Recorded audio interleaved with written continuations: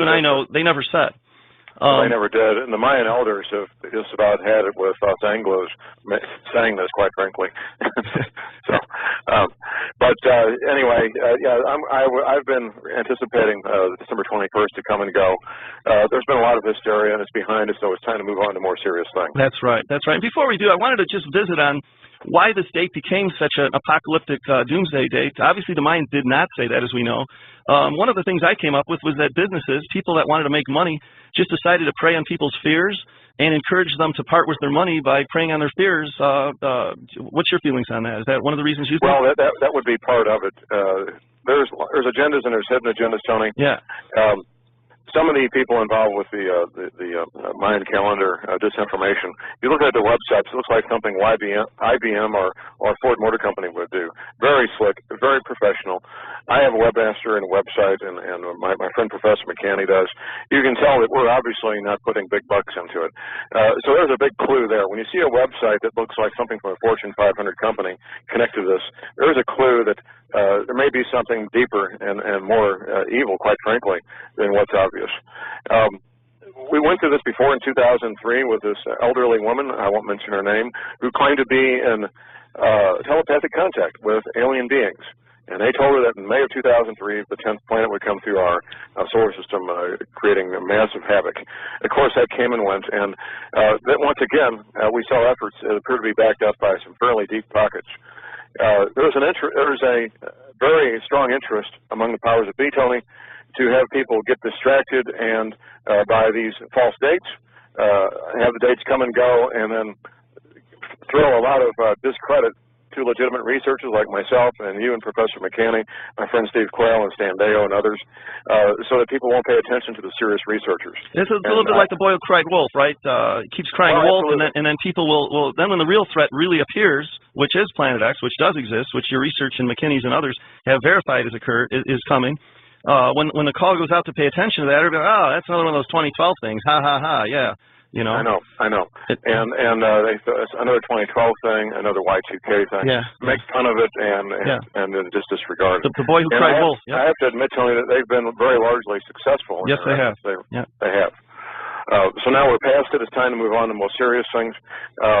The 10th planet is a clear and present danger, and it has already created a massive change in our world, that being the fact, and it is scientifically provable fact, that on June 12th, 2010, 2.5 years ago, the Gulf Stream stopped.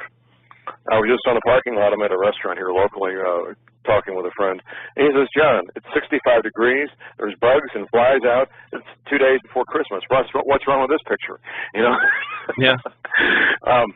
But when the Gulf Stream stopped 2.5 years ago, Tony, it discontinued regulating the jet stream. And that's the connection there.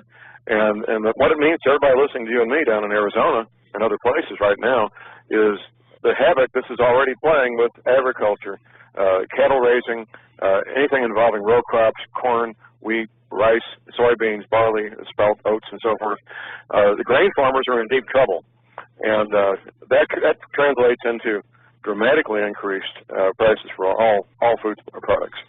That's where we are right now. We don't need to, and I know you get this all the time, Tony, people looking for a date on a calendar when they need to be ready. Right. We're already here. Right. The time is now. We're dealing with the effects of the 10th planet right now in our face with the fact, and it is a scientifically provable fact, that the Gulf Stream has stopped. And you look at grain futures, you look at cattle futures. Cattle futures for March, just 3 months away, are at all-time highs. All-time highs. You're going to see the same thing happening with grains, corn, wheat, rice, spelt, oats, barley. Yep. All-time highs for all the grains. There's grains, for example, they put wheat in tomato soup, Tony, as a thickener. You know, there's grains and things you would never suspect. Chicken, pork, and beef, they all consume grains. John, is the Gulf Stream stopping part of what's caused a lot of the brutally cold winters in Northern Europe, England, and the other countries that they've had the last couple of years? You're right. You're on the right track. And that happened within... Well, first, of course, the Gulf Stream stopped in June. Just a few weeks later. Now, Moscow is a bit unique for a lot of reasons. One of the reasons Moscow is unique, they have accurate weather records going back a millennium, more than 1,000 years. There's very few places on the planet that have weather records going back 1,000 years. In June and July, or especially July of 2010, Moscow had the coldest winter in 1,000 years. Wow. Just 6 months later, they had the coldest winter in 1,000 years. Right now in Moscow, they're having brutally. Now, people who live in Moscow know about cold weather. Yeah, they drink vodka to get through it, from what I understand. Well, that doesn't work too well, but they do it. But they're having temperatures right now in the early to mid-December of minus 50 degrees centigrade. Now, people are dying in Moscow right now because of extremely cold weather, and you don't know what winter is until you've been through winter in Moscow. But even they are not prepared to deal with what's happening. John, we're going to have to go to break here. Let's talk a little bit about your research that you've done and the depth and breadth of it with countless Navy officers over several years, and what you've heard from the briefings that they've had with you, or that they've shared with you. Well, yes, Tony. This is what's unique about my work as opposed to everybody else I'm aware of. It's a combination of both naval officers, one intelligence officer from another service, mostly enlisted men, because there's more enlisted men than officers, obviously, and the majority of these men were connected somehow, some way to the U.S. Navy Submarine Corps. And what most people don't know, Tony, is that the U.S. Navy Submarine Corps is almost a service unto themselves. They have their own uniforms. They have very high standards to even get in there. The lowest IQ allowed is 120, and they go from there. And, of course, the average IQ being 100. Right. They don't associate with the surface Navy or the naval aviators, and the highest-ranking submarine officers maintain their loyalty to the submarine corps, and they take care of each other. If you can imagine being in a tin box for 6 months without seeing sunshine with 100 or so men, absolutely reliant on each other for your very life, you form very tight and very strong ties that cannot be broken over the years. So I first stumbled upon this. A very dear friend of mine, he retired from the U.S. Navy. He was a Navy SEAL and spent many months on submarines, as Navy SEALs seem to do. And we were having lunch in the summer of 2005, and he happened to tell me about a classified briefing about rising ocean levels. I'd already been studying the 10th planet for a number of years before that, so I knew immediately what the source of the rising ocean levels would be, and that's interaction with the 10th planet. It was only a couple of months later, Tony, I had a speaking engagement to talk about terrorism with a local university college, and there was another speaker there, a retired intelligence officer from another service, not the Navy. So we spoke to the college students. We went to a local pizza place in Rolla, Missouri, and we were sitting there. He and I, his wife, and my friend, a college professor. At some point during our pizza, I found out he did a 3-year tour of duty with the Navy, Submarine Corps. And I never met this man before, Tony, and I knew I may never see him again. So I had to ask the question, tell me what you know about rising ocean levels. So before he can speak up, Tony, his wife speaks up, sitting next to me. She says, John, we're stationed at the Pentagon. It's our last tour of duty. We need to pick a place to retire to. We picked the Arkansas, Missouri Ozarks because of rising ocean levels. Well, I immediately made an appointment to meet him the following week and start making the second revisions. And my friend and I had started a month before making the first revisions to recreate the map shown to these men in the classified briefings, a map showing North America with new coastlines, the old coastlines being flooded and underwater. It was only a few weeks after that, in one of my pistol classes, I teach concealed carry training for people to carry pistols, and one of my students turned out to be a retired Navy submarine officer. During a lunchtime break, I found this out, and I made an appointment with him the following week, and he worked with me to make the third and final revisions to recreate the map that you saw on my DVD. Yeah, let's talk a little bit about maps. The real Navy map. You have the real Navy map in your DVD, but the maps that are on the internet, that if people Google U.S. Navy sea level map, those are not. Right. Those are manufactured by people that and their maps really don't depict what the naval map that you've seen. No, they don't. Heard of you're right. About 2.5 years ago, Tony, somebody took the well-known psychic Gordon Michael Scallion's map, and they posted on the internet claiming it was the Navy map. The official Navy map, right? Which it's not. Yeah, so I just want to make that clear to all our listeners, because I was, I Googled it when I heard about this Planet X and the rising sea levels, and that map. They both show Florida basically gone, right? Both the real one and this one. Scallion put his map together in the early to mid 1980s. From the Rocky Mountains east, Scalion's map is actually fairly accurate, with the exception of Wisconsin. The Navy map shows Wisconsin gone. Scalion's map does not. From the Rocky Mountains west, there's no similarity whatsoever. Yeah, his map shows areas that are 5,000 to 6,000 feet above, 8,000 feet above sea level gone, which would be hard to believe. Precisely. Yeah. Precisely. Which detracts credibility. The real Navy map shows damage in California, Oregon, and Washington going 50 to 100 miles inland, not going hundreds of miles all the way to Nevada. That's a fantasy. It's a lot more credible, right? Right. So the real Navy map is on my DVD, Global Warming, What the Government Isn't Telling You. And during these briefings, Tony, the Navy veterans, they weren't veterans at the time, they were active duty Navy submarine members, they were told that when they retire, they may want to move to the Arkansas, Missouri Ozarks as a known safe haven, which many thousands of them did. I was on a nationwide speaking tour with the Prophecy Club early in 2005, and while I was on a break, a man introduced him at the Detroit stop. A man came up and shook my hand. He says, "John, I'm in the insurance industry. We've wondered for years, why are there so many retired Navy people in the zip codes of the Arkansas, Missouri Ozarks?" You're getting multiple independent verifications of this claim. Absolutely. Absolutely. Now, because I am active in the community, I teach concealed carry classes. I've had hundreds of students, the majority of them from the Missouri Ozarks. I've bumped into about 24 of these Navy veterans in the last 5 or 6 years. All of them have amazingly similar, almost duplicate stories about what they saw and heard in the classified Navy briefings. I've tracked it back all the way to 1979, when they held a briefing for flag rank officers, admirals, in New Orleans in 1979. So this has been a consistent thing for a number of years now, and the Navy veterans, the submarine men, were not told any specific date. They were told this will happen in your lifetime, and to get ready, basically, to retire from the Navy, set up an independent lifestyle in a safe haven, the Arkansas, Missouri Ozarks being one of them, and just live your life and enjoy life. And that's, quite frankly, Tony, they're not worried about a date. They don't think about a date. It's not a healthy or pleasant way to live. And that's where languishing over a date. That's right. The Bible says that. One of my main websites is myfearlessfuture.org, and it talks about being fearless and how to be fearless and why to be fearless. And we're gonna have to go to break in a little bit here. In our last segment, at 3/4 after the hour, we're going to talk. You mentioned the Arkansas, Missouri Ozarks, and it's funny. I sent you that DVD from Jesse Ventura's conspiracy theory, where he investigated reports that there's all sorts of underground bunkers being built in the Ozarks. And at the end, we'll talk a little bit about that in our 4th segment. But I just want to give a little teaser to our listening audience to stay tuned for the rest of the show. And I want to share with our listeners how absolutely lucky they are that we have John Moore on here. There is so much disinformation that's been out on the internet about December 21st, 2012, about Planet X, Nibiru, the Destroyer, Wormwood. There's just, 90+% of this stuff is just, it's either intentional disinformation or it's people that are just fantasizing.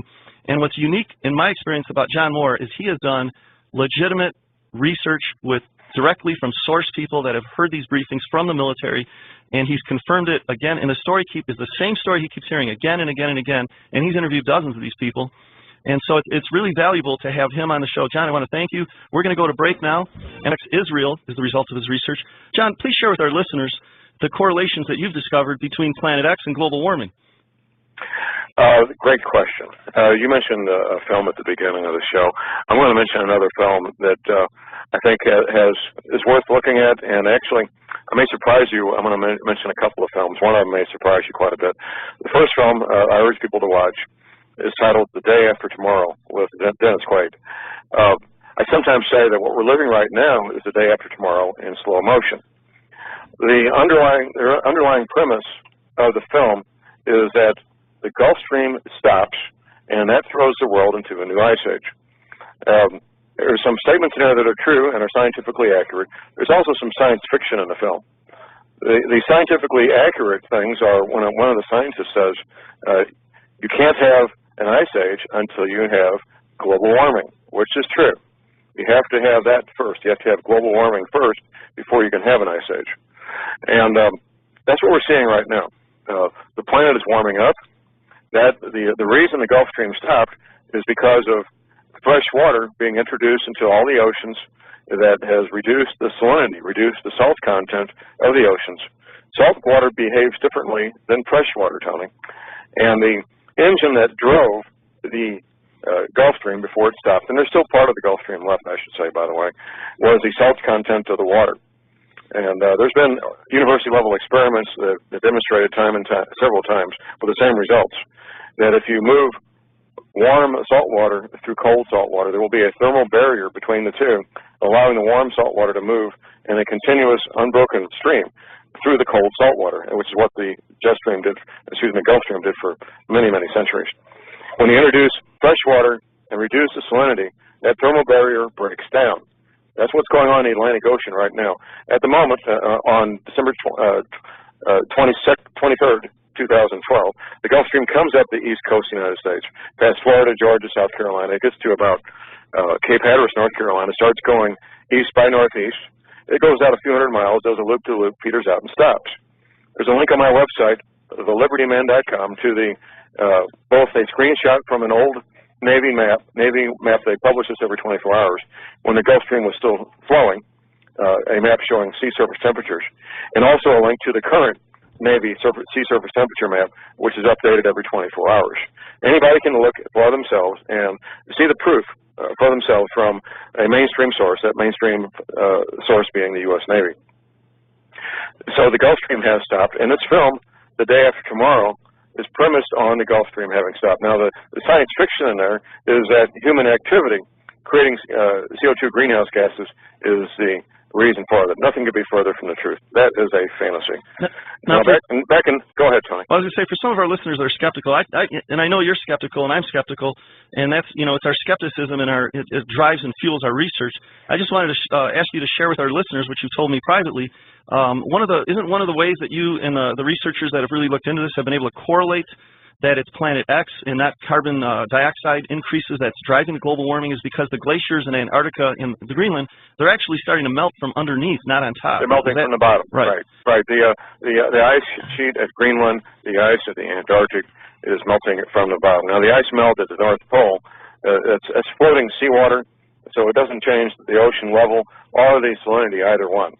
But the largest reservoir of fresh water on the planet is the Antarctic. Right, massive. And the next largest is Greenland. Massive. Freshwater reservoirs. Yeah. People always focus on how much that will increase the level of the ocean, which is significant. If both those sheets of ice melted, it would raise the oceans enough to flood all coastal areas to a certain extent. However, what it's already done is reduce the salinity of the oceans, which is the root cause of the Gulf Stream having stopped. So the film The Day After Tomorrow is very significant. Now, I might surprise you by saying this. Al Gore's film, An Inconvenient Truth, I've talked to very few people who watched the whole thing. There is science in there, and there's science fiction in the movie. The science fiction in Al Gore's film is that human activity is creating CO2 greenhouse gases that's warming up the planet. That's science fiction. The science in there, which is real science, is that as a consequence of this planet warming up, we will have rising ocean levels. Another part of the science fiction is the time frame. He says the middle of the century. It's not going to be that long. I can't say when, but it will be a lot closer to us than 2050. And part of that is because Planet X, as it approaches its perihelion, coming around the solar system every 3,600 years, I believe, its speed changes rapidly. So whatever speed it's traveling at 5 years ago or 2 years ago or this year, it's changing. It's like rocket science, and you're not even developing the rocket, basically, right? So exactly. even the government doesn't necessarily know exactly when it's going to be here. They just know it. They've seen it. They have a better knowledge than anybody. They're not about to release that information. But any good-sized object coming into our solar system, it starts behaving like a comet, having a tail behind it, and also speeding up and slowing down as it goes past the various planetary objects, which makes trying to figure out a trajectory and speed very difficult. Well, the trajectory is easy to figure, but the speed is difficult. The way it speeds up and slows down. And we probably didn't have a lot of technology 3,600 years ago, the last time it was around, to be measuring this thing and assessing it. So anyway, Tony, this planetary-sized object, and people, when you start talking about astronomy, people want to hear about somebody with credentials. Well, I'm a homicide detective. I'm no scientist. But how about this for credentials? The supervising astronomer of the United States Naval Observatory. That's James Dr. McCanney. Robert Harrington. Oh, Harrington. No, Harrington. Dr. Robert Harrington. Right. Now, if you're going to draw a paycheck, Tony, for for looking at stars, do you think you might have any more upward mobility than being the supervising astronomer of the United States Naval Observatory? Hardly. Right. You're at the top of your career field. And there's a DVD available on my website. It's entitled "Are We Alone?" And he's interviewed in his office at the United States Naval Observatory by another key figure, Zechariah Sitchin. And he's talking about the 10th planet as a matter of scientific fact, not scientific speculation. He gives it size, 3 to 5 times the size of Earth. He says it has a far larger iron-nickel core. He shows its orbit, all right there in his office at the United States Naval Observatory. And what's the name of your DVD again that has this on that? That's I didn't produce it, but it is available at my website, right. entitled "Are We Alone in the Universe?" Are We Alone? Okay. And this is the supervising director of the Naval Observatory, right? The United States Naval Observatory supervising astronomer. Okay. Exactly. Right. So. And that interview was done in the late 1980s, so this has been around a long time. The federal government figured this out in 1979. They've been preparing for it ever since. I won't mention this man's name, but I got his business card in my pocket here. I'm going to pull out and read his title: Homeland Security Regional Response System Coordinator. And how's that for a title? Right. Now, I had coffee with this man about a month ago, and he verified everything that I'm saying. His wife was present at this meeting, and I found out toward the end of the meeting, he'd never told his wife about any of this stuff. talk about compartmentalizing knowledge. Well, yeah, and I think they must have had an interesting discussion that night over dinner. You know, why didn't you tell me about this, honey? Well, I didn't want you to worry. I got it all covered. Yeah, right. And during our meeting, a friend of his was sitting at his elbow, and he turns to me. He says, "Now you know why I've been doing all the stuff I've been doing, don't you?" Yeah. But among certain insiders in the intelligence community and Homeland Security, this is just as common as knowing about today's weather. Yeah. I mean, it's it is in certain circles, but the general public does not have a clue, and that's by design, Tony. And we're absolutely by design. We're going to hit on this a little bit in our last segment, but isn't it true that the government has built things under the Denver airport and Salt Lake and in the Ozarks and other areas to shift the operations that are moved enough dirt at the Denver airport to build a brand new Panama Canal. Yeah. And I remember as that thing was going up, it was over budget, it was taking too long, and my BS meter was starting to get active about, why is they didn't even need an airport. It was from an aviation point of view, it was not a good location to build one. Altitude and wind direction and wind speeds have a lot to do where you pick a site for an airport. It was not a good site. And either last year or 2 years ago, Jesse did a story on that, and he actually interviewed a military official at the opening of the underground bunker, admitting that that's what it's there for, and that it's only open for the government and the public is not welcome. That's right. So, well, we're going to be going to break in a little bit here. We're going to our fourth segment. I'd like to talk a little bit about some of the reasons why the government's building these bunkers, where they're building them, cover the Jesse Ventura thing, and really help convince our listeners that this is real. I waited to do this show till after December 21st, 2012, because I didn't want this subject to get mixed or blurred with the whole 2012 thing. So that's why we're doing it now. We hit it as quickly as we could, just 2 days after December 21st.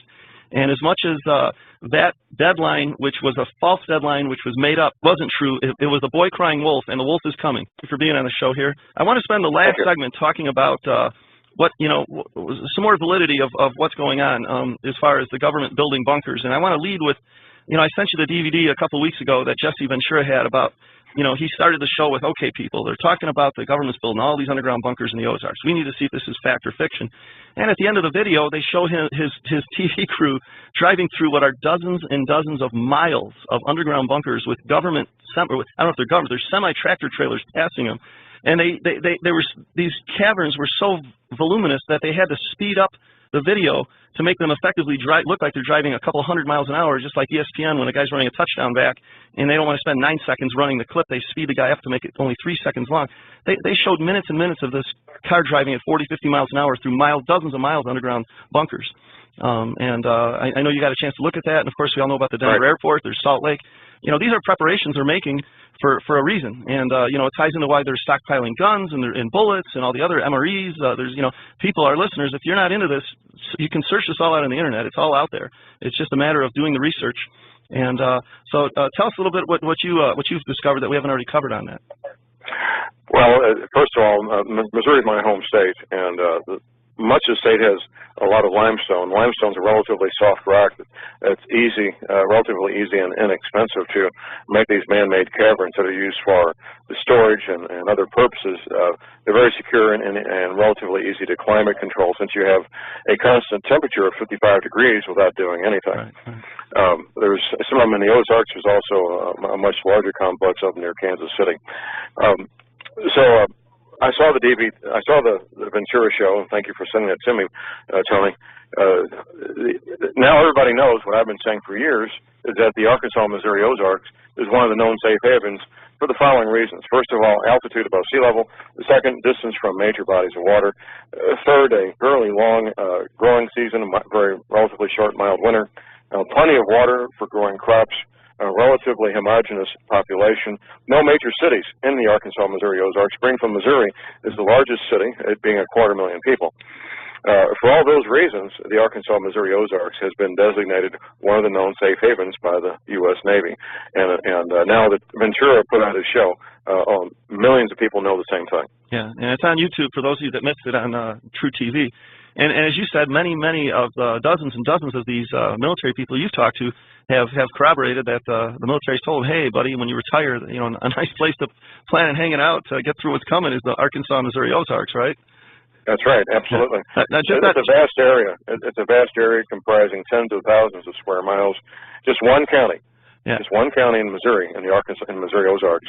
Texas County is larger than the entire state of Rhode Island. Yeah. Out of curiosity, do you know of any large contingents of retired naval officers who are hanging out in Miami or low-lying coastal areas in Florida or anywhere else for that matter?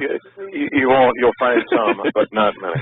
You'll find some. Only those that didn't pay attention to the briefings that they had an opportunity to be exposed to. People have their priorities and things they're going to do. They're independent, of course. But the real concentration of retired Navy personnel is in the Arkansas-Missouri Ozarks. So I'd like to summarize for our listeners. This is one of the most important shows we've had. And to summarize, Planet X is real based on the wide body of research you've done, and it's corroborated with Robert Harrington, James McCanney, who we haven't talked about. We should probably bring him into this a little bit. And it's the 10th planet. What did you say? It was 5 times larger than Earth? Well, Dr. Harrington said 3 to 5 times. 3 to 5 times. And it's periodically visits us every 3,600 years, from what I understand. It's on an elliptical, not a circular orbit. And it is the cause, based on the research you've done, for global warming, potential for rising sea levels, stopping the Gulf Stream.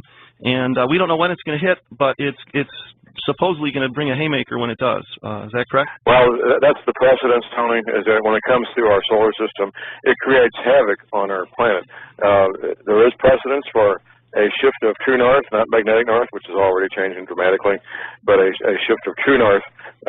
And what it does is magnetic north moves in a certain direction for many, many decades and centuries, and then true north catches up in a matter of 24 to 48 hours. And when that happens, that will cause the bulge of water at the equator. And this is common knowledge in every geology department at every university. The bulge of water, not quite 500 feet above what we call sea level measured at Cornwall, England, to shift and flood all coastal areas worldwide. That's what will happen. Yeah.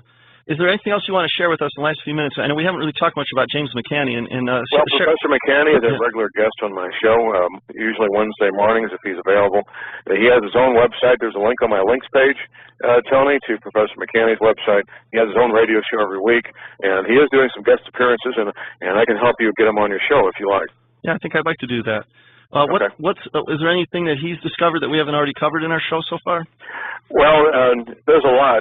He's a credentialed astrophysicist, and given the time, we could not do it justice in the time we have left. Well, I know he's also featured on a History Channel 6-part special called Countdown to Apocalypse that started on November 9th. I only found out about that about a week ago, and I actually recorded the last episode, and I haven't had a chance to watch that. But just like a lot of things that are on the TV ending up on YouTube, so if people want to look for a program called Countdown to Apocalypse on the History Channel, apparently Jim's website says that he's featured on most, if not all, those episodes, and it's talking about a lot of this subject matter. And Professor McCanney and myself, we're both featured in the Japanese equivalent of 60 Minutes. We don't know when it's going to be broadcast, but he and I both spent a lot of time with the Japanese film crews. So a couple other things I wanted to chat about in the last few minutes we have here. considering all the body research you've done, again, we don't want to put fear in people's minds, but we do want to at least give them the opportunity to have the exposure to some knowledge that they may not be able to obtain from official government or media sources.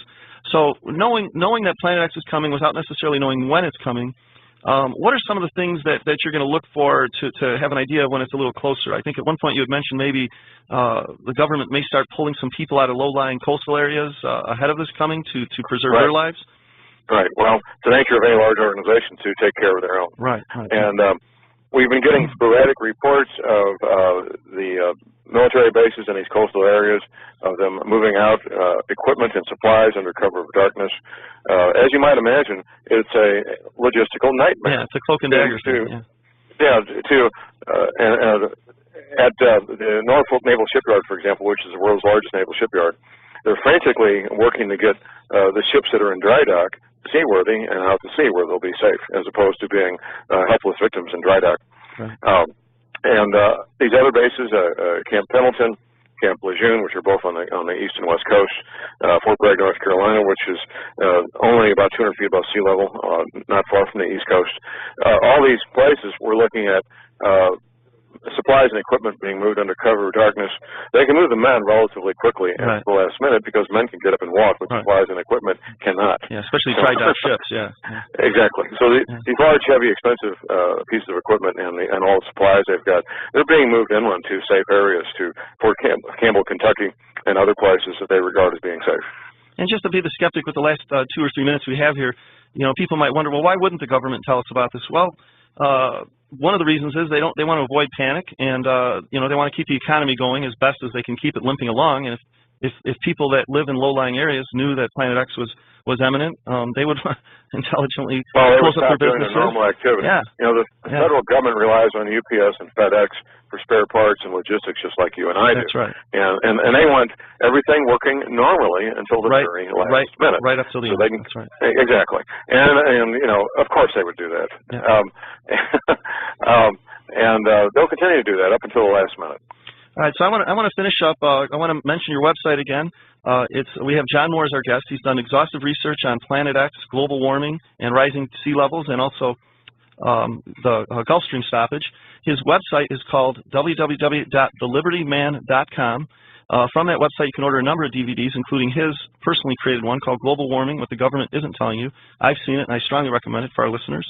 There's another DVD on there by Robert Harrington. I believe it's called The Day After Tomorrow. No, that's the movie. It's Are We Alone? That's the movie. Are We Alone? Right. Are We Alone? All right.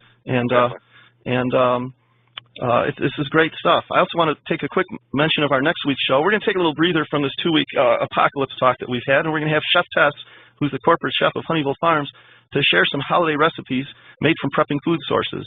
She's a delightful woman. I've met her at a lot of these trade shows, and we're going to have Chef Tess on next week. Well, John, we're just about out of time. I want to thank you again for being on the show. Again, welcome, Tony. For people that have just joined us, Planet X is real. Now that we're past December 21st, 2012, we can really start to pay more attention to this. And John Moore's website, thelibertyman.com, is a great place to go. Well, John, thanks so much for being on the show, and we'll look forward to having you again.